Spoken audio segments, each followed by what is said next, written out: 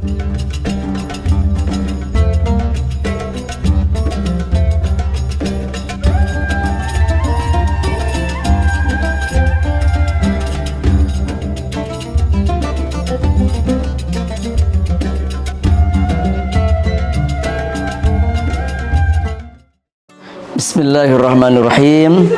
Assalamualaikum warahmatullahi wabarakatuh. Bismillah, alhamdulillah, wassalatu wassalamu ala rasulillah, habibina wa syafi'ina wa maulana Muhammad sallallahu alaihi wasallam ibni Abdillah wa ala alihi wa sahbihi wa man walah, amma ba'd. Pemirsa Cahaya Ramadan, Kantor Kementerian Agama yang dirahmati oleh Allah Subhanahu wa Ta'ala, ibadah puasa yang saat ini sedang kita jalankan bersama mengandung hikmah dan faedah yang sangat luar biasa. Ibadah puasa menjadi ibadah yang amat istimewa. Di antaranya apa yang telah dinyatakan Allah Subhanahu wa Ta'ala dalam hadis qudsi, as-saumu li wa ana ajzi bihi. Puasa itu sangat spesialis untuk aku, sangat spesial untukku, kata Allah, dan akulah yang akan membalasnya. Para ulama kemudian mengambil pelajaran dari firman Allah dalam hadis qudsi ini. Mengapa ibadah puasa begitu istimewa dalam penilaian Allah Subhanahu wa Ta'ala? Ada dua rahasia dalam hal ini, sebagaimana diungkapkan oleh Al-Imam Al-Qurtubi. Penjelasan beliau dinukil oleh Syekh Wahab Az-Zuhaili dalam kitab At-Tafsirul Munir. Yang pertama, karena ibadah puasa merupakan ibadatus sirri bainal abdi wa rabbih.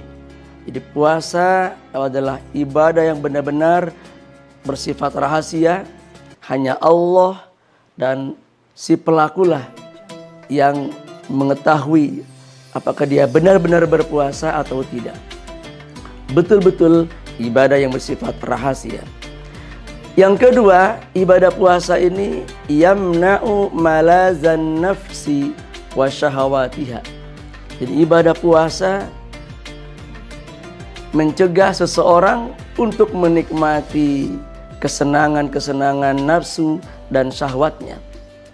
Selama berpuasa dia harus betul-betul menjaga dirinya, menghindari keinginan-keinginan nafsunya, di mana dia biasanya makan, biasanya minum, mungkin biasanya juga melaksanakan hubungan dengan pasangannya. Tetapi karena dia berpuasa, dia harus mampu menahan diri, mengendalikan diri, tidak menuruti keinginan nafsu atau syahwatnya tersebut. Inilah yang menjadikan puasa menjadi sangat istimewa. Dan yang poin kedua ini, bagaimana mengendalikan nafsu, menghijaukan diri dari berbagai macam keinginan-keinginan syahwatnya ini secara lebih luas, menjadi pendidikan yang luar biasa bagi kita umat manusia. Dengan demikian, bagaimana ibadah puasa mampu menyadarkan kita akan hakikat kemanusiaan kita, akan potensi-potensi dalam diri kita. Imam Al-Ghazali, beliau menyebutkan di dalam diri manusia itu ada 4 potensi dasar atau sifat dasar, di mana yang 3 bersifat negatif dan hanya 1 yang berupa potensi positif. Yang 3 sifat negatif ini, pertama adalah sifat bahamiyah, sifat-sifat kebinatangan. Yang kedua sifat sabu'iyah, sifat-sifat binatang buas. Yang kedua sifat ini menggambarkan nafsu dalam diri manusia. Manusia punya sifat bahamiyah, sifat-sifat binatang, di mana binatang ini ciri khasnya atau sifat utamanya adalah hanya mementingkan makan, minum, kemudian ya katakanlah mungkin nafsunya, syahwatnya. Ini adalah sifat dasar manusia. Manusia selalu ingin melampiaskan, ingin memenuhi ya nafsu makannya, minumnya, bersenang-senang dan sebagainya. Kalau sifat ini sangat dominan dalam diri manusia, maka manusia akan bersifat seperti binatang. Orientasinya, pikirannya hanya seputar isi perut. Ini tentu sangat jauh daripada ajaran syariat Islam. Maka dengan berpuasa, sifat bahamiyah ini ditekan sedemikian rupa. Kita terlatih dengan berpuasa mulai pagi terbit fajar sampai terbenam matahari. Yang kedua, sifat yang lebih berbahaya lagi, sifat sabu'iyah, sifat binatang buas. Bukan hanya sekedar mengejar makan, minum, bersenang-senang, bahkan ingin menguasai, ingin memiliki. Dan karena itulah maka binatang buas dia akan menjegal, menerjang, menerkam siapapun atau apapun yang akan menghalangi atau merebut kesenangannya. Maka manusia kalau sudah memiliki sifat ini sangat berbahaya sekali. Dia akan menghalalkan segala cara, akan berani dan tega, akan punya sifat egoisme, akan mentolo istilahnya, akan menghancurkan, menjegal, menjatuhkan siapapun yang dianggap akan menjadi penghalang dirinya meraih apa yang dia inginkan, baik dalam hal ekonomi maupun kekuasaan dan politik misalnya. Ini sifat sabu'iyah. Maka dengan ibadah puasa, sifat ini pun kita bagaimana kita latih sedemikian rupa, kita tekan sedemikian rupa agar bisa terkendali. Kemudian yang ketiga, sifat negatifnya yang lebih berbahaya lagi adalah sifat syaitaniyah.